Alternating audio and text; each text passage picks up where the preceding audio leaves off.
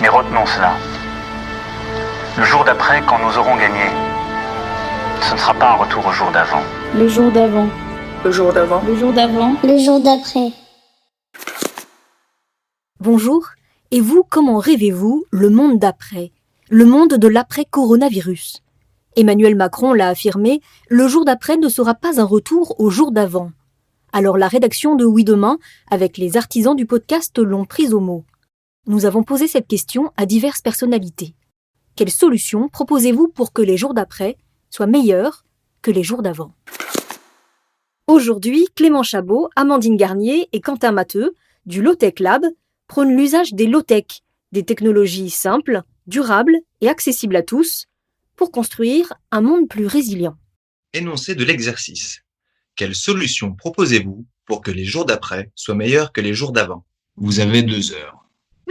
Sympa, oui, demain. Alors on va commencer par prêcher notre paroisse. Aujourd'hui, plus qu'hier, quoique, une voix se fait entendre comme une évidence ou une nécessité.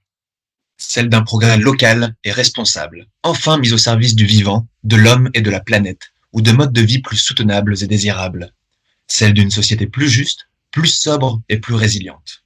En réalité, depuis très longtemps déjà, des penseurs de la technique particulièrement visionnaires imaginent cette autre voie.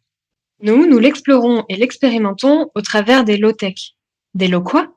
Objets, systèmes, techniques, services, savoir-faire, pratiques, comportements et même courants de pensée qui s'articulent, selon nous, autour de 3 principes. Utile. Accessible, Durable. Utile car elle répond à des besoins essentiels. accessible au plus grand nombre, en termes de coût et de savoir-faire. Durable car robuste, modulaire, réparable, fonctionnelles et locales. Nous sommes convaincus que si elles étaient plus largement connues, adaptées, répliquées, les low-tech permettraient de lutter efficacement contre les maux du XXIe siècle. Ou d'écrire les jours d'après. En offrant la possibilité de subvenir sainement à ses besoins, au sein de communautés résilientes et d'écosystèmes régénérés, la low-tech s'attaque à la fois à la pauvreté, au dérèglement climatique, aux inégalités ou à la pollution. Par ailleurs, tous profondément liés. Et c'est tout? Non. On pense aussi que dans ce monde d'après, il serait temps de changer notre rapport à la technique. Clouer le bec bionique au discours du tout technologique comme réponse à tous les maux. Compétition, gaspillage, obsolescence, aliénation. Le tout au crédit de la planète, des peuples et des générations futures. Refaire de la technologie un moyen plutôt qu'une fin, et user autant que possible d'intelligence sociale, d'un savoir-faire de pointe, la coopération. Bon, peut-être qu'en y croyant déjà, en partant gagnant, ça nous aidera. Alors hop, un nouveau dicton. Ce sera mieux après. Aussi naïve que semble l'approche, celle des optimistes, elle donne à chacun l'envie de se lever le matin. Parce que ce qu'on appelle système n'est jamais qu'un ensemble d'individus. Des femmes, des hommes, porteuses et porteurs de graines profondément enfouies, qui auront peut-être trouvé dans cette période hostile les conditions pour germer.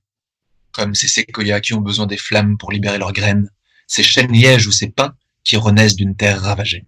Alors peut-être inspirons-nous de ces êtres pour que la tragédie humaine et économique actuelle soit le théâtre fécond d'un renouveau. Car oui, le vivant n'aime pas le vide et s'empresse de combler tout espace laissé libre. Dans cette période de crise, on a vu la biodiversité reprendre par endroits rapidement ses aises. Et les initiatives solidaires, locales, ont elles aussi pris la place laissée par l'arrêt de bon nombre d'activités. Dans les agendas, dans les esprits, dans les médias parfois. Liberté de temps, de penser, d'action, liberté laissée d'initier, de créer, de s'exprimer. Ce sera mieux après. Ce sera plus beau après? Pour écrire l'après, il va nous falloir une belle plume, capable de récits et d'imaginaires désirables par et pour tous. Une plume capable de rendre audibles les grands discours idéologiques. De transformer le vertige du vide minimaliste ou encore le bric-broc des militants de l'autosuffisance.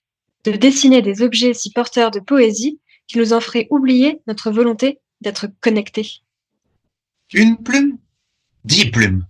100 plumes? 7 milliards de plumes? Parce que pour faire ça, il va falloir du monde, dans tous les domaines et dans tous les métiers. Des gens qui designent, des gens qui communiquent, qui marketent. Des gens qui font, des gens qui distribuent, d'autres qui réparent. Des gens qui financent, qui facilitent, qui rendent possible. Des gens qui imaginent, d'autres qui racontent. Et encore une fois, il va falloir bosser dur, car faire mieux avec moins, ce ne sera pas rien. Mais, bonne nouvelle. Tout comme les solutions low-tech que nous redécouvrons chaque jour, les prémices de ce nouveau monde existent déjà. Le monde d'après tant attendu vit déjà parmi nous, et pour bon nombre d'entre nous. Dans les initiatives de solidarité qui ont émergé presque naturellement en cette période de crise, ou dans les associations, l'économie sociale, les communautés autonomes ou le mouvement du libre et des communs. Il ne reste plus qu'à les collecter, les étudier, les adapter, les associer pour imaginer une telle société.